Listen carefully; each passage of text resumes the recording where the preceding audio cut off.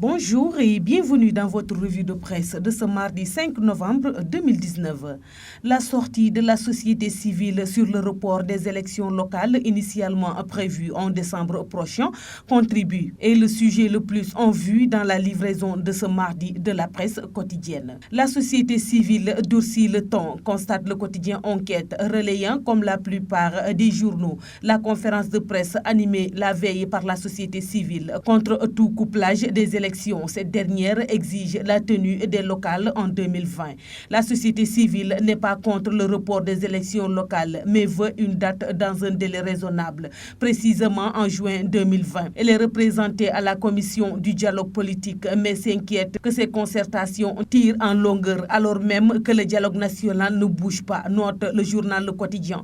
Le projet de la loi portant report des élections locales, entraînant la prorogation du mandat des conseils départementaux et municipaux sans aucune nouvelle date soit fixée est considéré par le collectif des organisations de la société civile comme une violation de l'article 67 de la Constitution, souligne de sa part Sud Quotidien. Du moment que le quotidien LAS conforte cette position dont il rend compte à travers sa manchette, la société civile crie à la violation de la Constitution. Les organisations de la société civile pensent que le projet de la loi soumis aux députés risque de dérégler le calendrier électoral, de bafouer le droit de suffrage des électeurs et de porter atteinte au principe de la libre administration des collectivités territoriales, ajoute le même journal. Cela d'autant que les motifs invoqués par le report ne visent ni l'intérêt général ni le respect des principes démocratiques, rapporte l'AS, ce qui semble autoriser ce titre de tribune. Feu sur les plans machiavéliques. La société civile accuse Macky Sall de bafouer l'intérêt général, écrit le journal,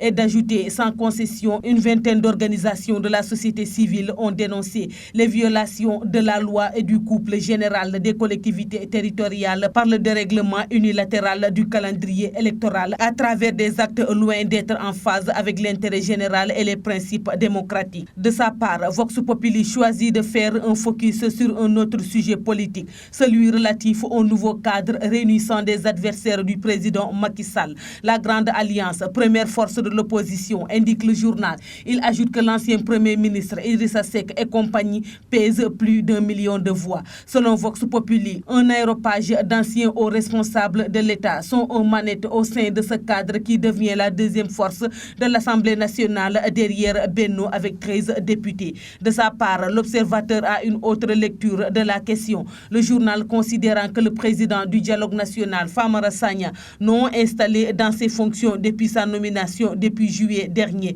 bloque les locales. La non-installation de M. Sagna a un impact sur le processus électoral, notamment la tenue des prochaines élections locales, initialement prévues le 1er décembre 2019 avant d'être reportées par un décret présidentiel du 16 octobre 2019, écrit l'Observateur. Le Soleil choisit d'ouvrir sur la visite du président Sall à Tivaouane en perspective de l'édition 2019 du Gamou commémorant l'anniversaire de la naissance du prophète Mohammed, paix et salut sur lui. L'islam est un rempart contre la haine, a déclaré à cette occasion le chef de l'État dont les propos sont rapportés par le journal. Et enfin, Walf Quotidien, rendant compte du même déplacement présidentiel, note pour sa part que Macky Sall redoute le colonialisme spirituel. La ziara effectuée hier par le chef de l'État à Tivaouane en prélude au Gamou a été l'occasion pour mettre encore un garde contre ce qu'il appelle les nouvelles formes de colonisation spirituelle qui charrient le terrorisme, rapporte le journal, et de conclure des pratiques que Macky Sall promet de combattre pour tous les moyens possibles.